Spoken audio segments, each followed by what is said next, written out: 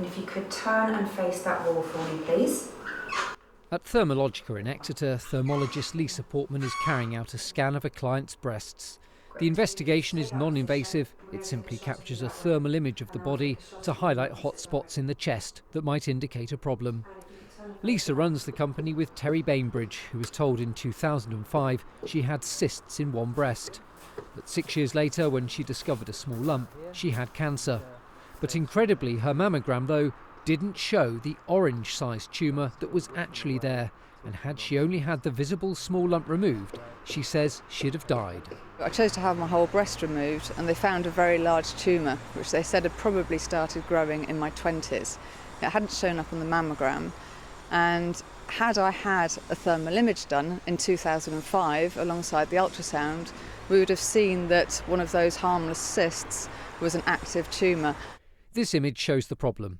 On the left is a breast with normal tissue, and a tumour is visible as a white dot to the trained eye. But on the right is a woman with dense breasts and the increased difficulty of spotting a tumour.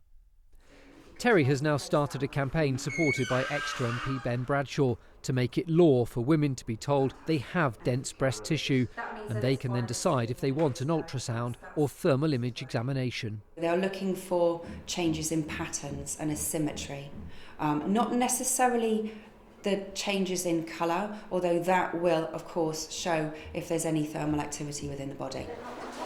In America, a number of states already use thermal imaging or ultrasound alongside a mammogram.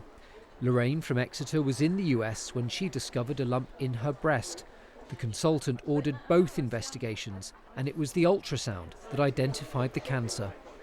I will refuse just to have the mammogram because of how they found my breast cancer, and because I've still got one breast I still have to have that examined and tested every so many years, so I always have the double. I always have the ultrasound and the mammogram on one side, and then they do under my arm and around the actual area. The Department of Health says that newer digital mammograms are better at detecting abnormalities, but there is no agreed measurement of breast density, although it is now being looked at in a current study. Terri and Lisa are also bringing down a Harley Street expert to hold a talk next week to help women learn more about taking control of their breast examinations. Seth Conway, ITV News, Exeter.